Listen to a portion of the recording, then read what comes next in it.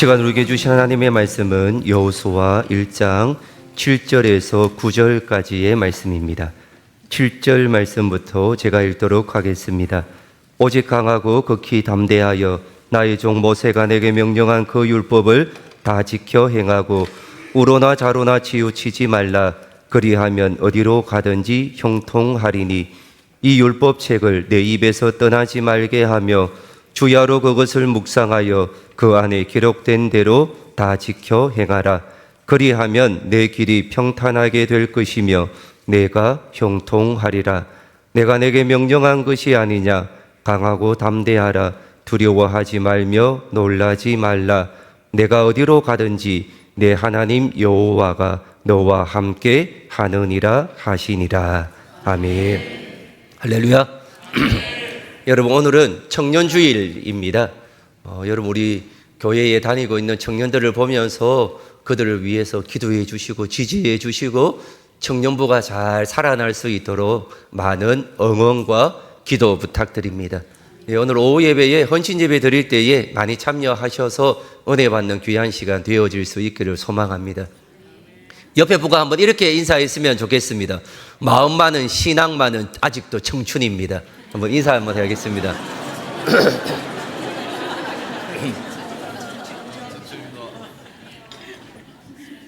아직도 청춘이십니까? 예, 우리의 신앙만큼은 늘 힘 있는 청춘이 되어질 수 있기를 소망합니다. 그래서 지금도 여전히 더 열심히 기도하고 선교하고 전도하고 찬양하고 기도하는 믿음의 그리스도인이 되어질 수 있기를 소망합니다. 여러분, 성경에서 마지막까지 가장 청춘의 삶을 살아간 인물을 뽑으라고 하면 여러분은 어떤 사람들을 생각합니까? 저는 여호수아와 갈렙을 꼽습니다. 12명의 정탐꾼 가운데 가장 긍정적인 보고를 하였던 2명, 출애굽 1세대 가운데 오직 가나안 땅에 들어갔던 2명, 그 2명이 바로 여호수아와 갈렙이었지 않습니까? 끝까지 마지막까지 갈렙 같은 경우는 이 산지를 내게 주소서라고 말하였던 그 청춘과 같은 믿음. 특별히 오늘 그 가운데서 오늘 저는 여호수아를 통하여 두려움을 넘어선 믿음의 발걸음이라는 제목으로 함께 은혜를 나누어 보고자 합니다. 여러분, 요즘 우리가 마주하는 시대는 어떤 시대인 것 같습니까? 국가의 이득, 개인의 이득을 가지고 전쟁을 합니다. 이 전쟁의 영향으로 말미암아 고유가 시대를 살아가고 있습니다. 경제의 위축, 사방에서 위기라는 뉴스가 넘쳐납니다. 모든 상황들이 쉽지 않는 시대를 지금 우리는 살아가고 있습니다. 개인적으로는 또한 어떻습니까? 건강의 문제, 자녀의 미래, 재정적인 어려움, 혹은 깨어진 관계 때문에 우리는 종종 길을 잃은 것 같은 막막함과 두려움 가운데 살아가고 있는 사람들이 너무나 많이 있습니다. 여러분, 오늘 본문에 등장하는 여호수아도 똑같은 상황 가운데 놓여져 있습니다. 여호수아는 지금 그의 인생에서, 이스라엘의 역사, 민족의 역사에서 가장 큰 두려움과 위기의 한복판에 서 있습니다. 여러분, 본문의 배경은 이스라엘의 지도자인 모세가 죽은 직후에 대한 내용입니다. 모세의 죽음은 엄청난 충격이었습니다. 하늘이 무너지는 것과 같은 마음이었습니다. 그래서 여호수아를 시작하는 1장 1절에 어떻게 시작하고 있는가 하면 1절 말씀을 다 같이 한번 읽어보겠습니다. 읽겠습니다. 모세가 죽은 후에 여호와께서 모세의 수종자 눈의 아들 여호수아에게 말씀하여 이르시되. 아멘. 여러분, 여호수아의 시작을 무엇으로 시작하고 있습니까? 모세의 죽음으로부터 시작하고 있습니다. 그것만큼 큰 충격이었고 큰 사건이었던 것입니다. 여러분, 40년 동안 이스라엘 백성들을 이끌어왔던 기둥 같은 존재, 가장 믿고 가장 많은 사람들이 의지하며 따라갔던 이 모세가 죽게 되었습니다. 그리고 이제 2인자인 모세의 시종을 들은 누가 그 바톤을 이어받게 됩니까? 여호수아가 그 바톤을 이어받게 됩니다. 여러분, 아주 평온한 상태에서 리더십 체인지가 된 것이 아니었던 것입니다. 여전히 여러분, 여호수아 앞에 무엇이 놓여져 있습니까? 출렁이는 요단강이 있습니다. 이것을 넘어가도 그 다음에 또한 무엇이 도사리고 있습니까? 견고한 성읍과 철병거를 가지고 있는 가나안 족속과의 만남이 있습니다. 산 넘어 산입니다. 요거 하나 해결하면 무엇인가 풀릴 것 같았는데 더 큰 문제가 그의 눈앞에 있었던 것입니다. 그리고 뒤로는 또한 누가 있습니까? 툭하면 불평하고 원망하는 200만 명이나 되는 이스라엘 백성들이 누구만 보고 있습니까? 여호수아만 지금 보고 있었던 것입니다. 얼마나 두렵고 떨렸겠습니까? 실패에 대한 두려움. 어떻게 내가 이들을 이끌어 갈까라는 리더로서의 중압감, 불확실한 미래에 대한 공포가 여호수아의 영혼을 짓누르고 있었을 것입니다. 사랑하는 성도님, 특별히 모세가 죽었다는 것은 여호수아와 이스라엘 백성 모두의 걱정이요 크나큰 위기였습니다. 여호수아나 이스라엘 백성들은 지금 어떤 상태인 것 같습니까? 패닉 상태입니다. 막 뭘 어떻게 해야 할지, 지금 상황에서 어떻게 해야 할지 전혀 암담한 시점에 놓여져 있었던 것입니다.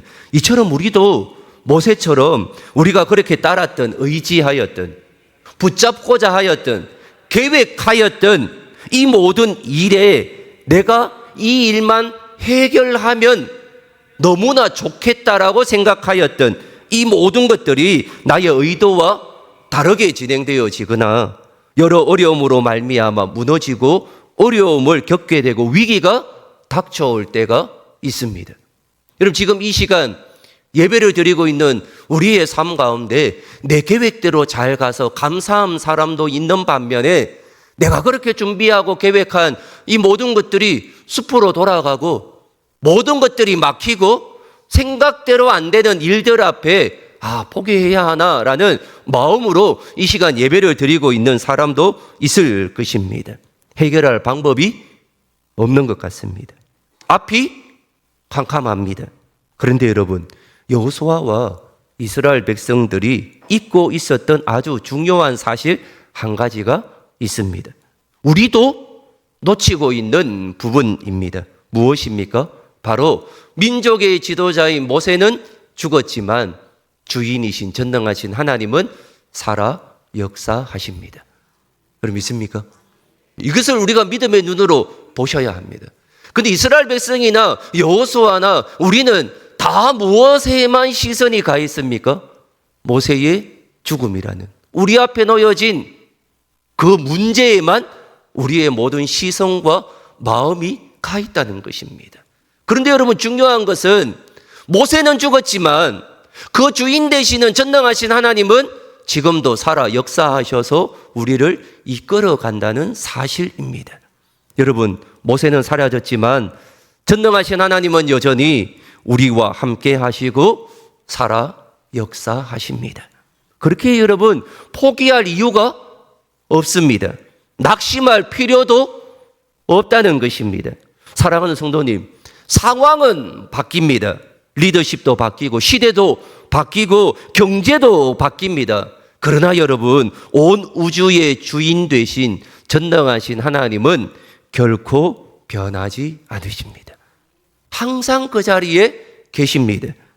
여러분, 바로 그때 두려움에 떨고 있는 여호수아에게, 그리고 오늘 불확실한 미래 앞에서 불안해하는 우리에게 하나님께서 찾아오셔서 어떤 말씀을 우리에게 주십니까? 그 말씀이 바로 6절, 7절 말씀입니다. 우리 6절과 7절 말씀을 같이 한번 읽겠습니다. 읽겠습니다. 강하고 담대하라.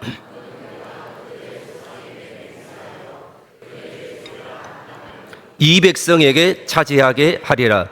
오직 강하고 극히 담대하여 나의 종 모세가 내게 명령한 그 율법을 다 지켜 행하고 우로나 좌로나 치우치지 말라. 그리하면 어디로 가든지 형통하리니. 아멘. 그리고 9절 말씀도 우리 다 한번 같이 한번 읽어보도록 하겠습니다. 읽겠습니다. 내가 내게 강하고 담대하라. 두려워하지 말며 놀라지 말라. 내가 어디로 가든지 내 하나님 여호와가 너와 함께 하느니라 하시니라. 아멘. 할렐루야. 여호수아에게 주신 이 말씀이 오늘 나에게 주신 말씀인 줄 믿습니다. 사랑하는 성도님, 하나님이 왜 굳이 강하고 담대하라, 두려워하지 말라, 놀라지 말라라는 이 말씀을 계속 거듭 말씀하시는 이유가 어디에 있습니까? 여러분, 역설적이게도 지금 여호수아가 가나안 입성을 앞두고 인간적인 두려움과 떨림 속에 사로잡혀 있다는 것입니다. 우리는 흔히 믿음이 좋은 사람은 결코 두려워하지 않는다고 생각합니다. 여러분, 이 말이 맞는 것 같습니까? 그래서 위기의 때에 불안해하거나 두려움을 느끼면 왠지 내 믿음이 부족한가라고 생각하며 자책하곤 합니다. 때로는 그런 사람들을 보면서 쉽게 우리는 그들을 정죄하기도 합니다. 그리고 말하기도 합니다. 너는 믿음이 약해서 그렇다라고 쉽게 평가하기도 합니다. 하지만 여러분, 두려움은 죄가 아닙니다. 두려움은 연약한 인간이 불확실한 시대에 이 미래의 거대한 문제 앞에서 느끼는 지극히 자연스러운 감정입니다. 그래서 하나님은 여호수아에게 너는 명색이 이스라엘 지도자인데, 리더인데 왜 그렇게 떨고 있느냐, 믿음이 그것밖에 안 되느냐라고 책망하지 않으셨습니다. 오히려 어떻게 하셨습니까? 그에게 다가가셔서 그의 굳은 어깨를 감싸 안으시며 이렇게 말씀하셨습니다. 내가 다 안다. 얼마나 무서운지. 모세가 죽었으니 얼마나 네가 막막한지 내가 다 안다. 그러니 이제 강하고 담대하여라. 두려워하지 말라라고 위로하고 계십니다. 사랑하는 성도님, 오늘 우리에게도 하나님께서 말씀하십니다. 내가 다 안다. 너의 상황과 너의 모든 일들, 여러 관계들 가운데 힘들어하는 것 내가 다 안다. 그러니 두려워하지 말라. 강하고 담대해라. 오늘 우리에게 주시는 하나님의 위로의 말씀입니다. 사랑하는 성도님, 두려움을 이길 수 있는 것은 상황의 변화가 아니라 내가 너와 함께 하느니라 라고 하시는 하나님의 임재하심을 인식하는 것입니다.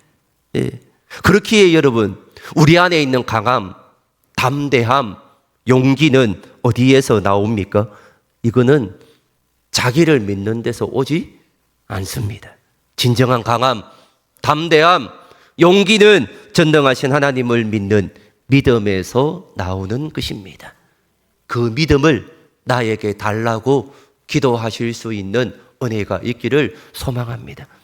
자연스럽게 생기지 않습니다, 여러분. 그런 믿음이 나에게 있게 되어졌다. 이거는 전적인 하나님의 은혜인 줄 믿습니다.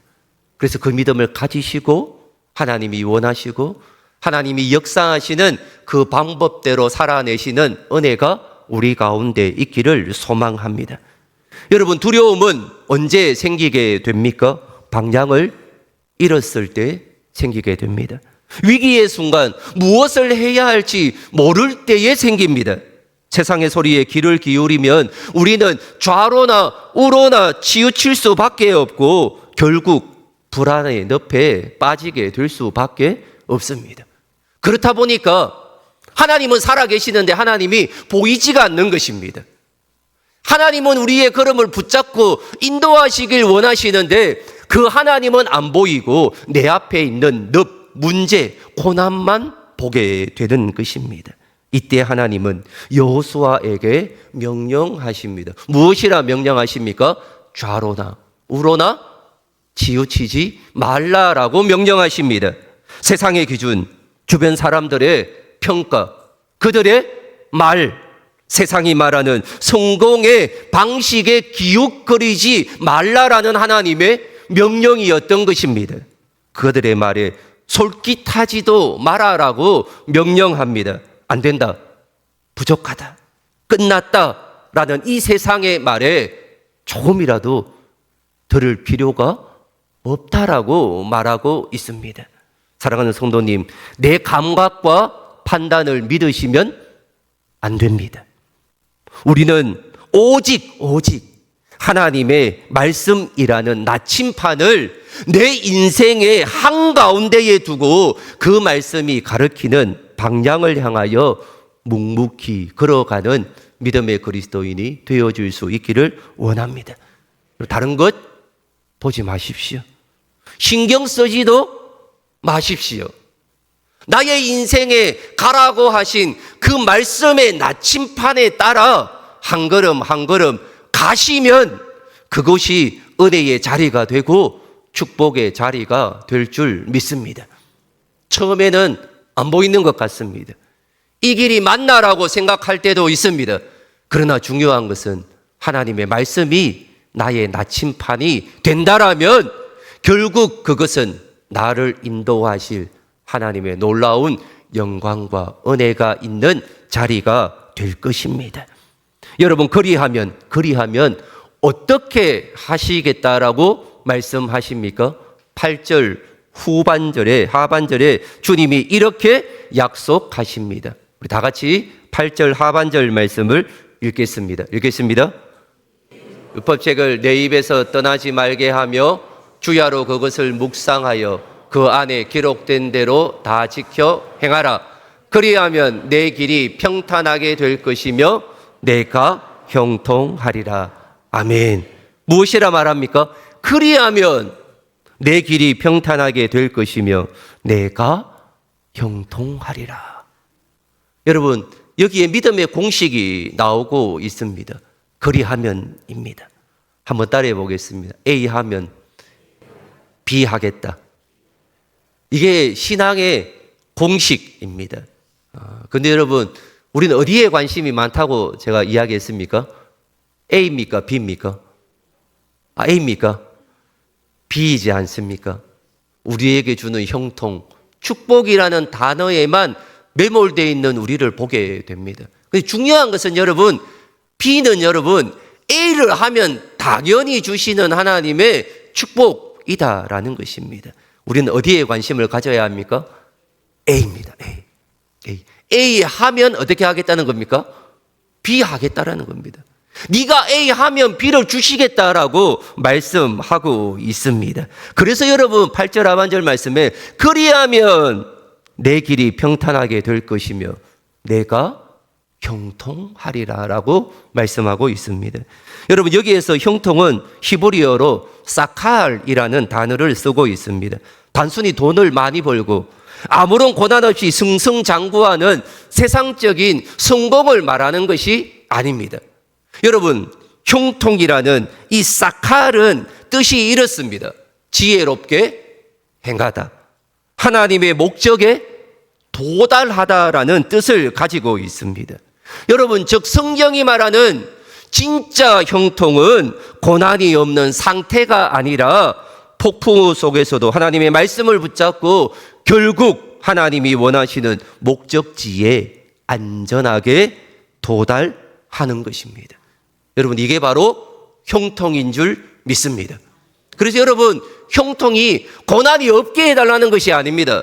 하나님 나의 걸음 가운데 함께 하시고 임재하셔서 나와 함께 싸워 이겨나가게 하여 주셔서 하나님이 원하시는 의도대로 목적대로 그곳에 안전하게 도달하는 것, 이것이 바로 내 안에 주시는 하나님의 형통인 줄 믿습니다. 사랑하는 성도님, 두려움을 완전히 몰아내는 힘은 나와 함께 하시는 하나님을 신뢰하는 데서 옵니다. 그리고 이제 오늘 본문의 하이라이트, 여호수아를 일어서게 한 가장 강력한 하나님의 약속의 말씀이 9절 하반절 말씀에 나오고 있습니다. 다 같이 읽겠습니다. 내가 어디로 가든지 내 하나님 여호와가 너와 함께 하느니라 하시니라. 아멘. 그럼 믿습니까? 어디로 가든지 나와 함께 하시겠다는 이 임마누엘의 약속이야말로 모든 두려움을 몰아내는 궁극적인 힘이 된다는 것입니다. 그렇게 여러분, 세상의 거대한 흐름에 쫄지 마십시오. 다 그 길이 맞다고 하고 그 길이 내 앞에 닥쳐올지라도 여러분 절대 쫄지 마십시오. 두려워하지도 마십시오. 여러분, 우리가 두려움을 이기고 희망을 품는 이유는, 유일한 이유는 전능하신 하나님께서 오늘 우리의 삶 가운데 동행하시기 때문인 줄 믿습니다. 함께 하시기 때문입니다. 사망의 엄침한 골짜기를 다닐지라도 해를 두려워하지 않을 것은 주께서 나와 함께 하심이라는 이 다윗의 고백이 오늘 우리 모두의 고백이 되어줄 수 있기를 소망합니다. 사랑하는 성도님, 이 임마누엘의 은혜, 하나님을 믿는 믿음에서 나오는 강함, 담대함, 용기를 가지고 어떤 상황 가운데서도 넉넉히 이겨가는 믿음의 그리스도의 삶을 살아내실 수 있는 우리 사랑성교회 모든 성도님이 되어질 수 있기를 축원합니다. 기도하겠습니다.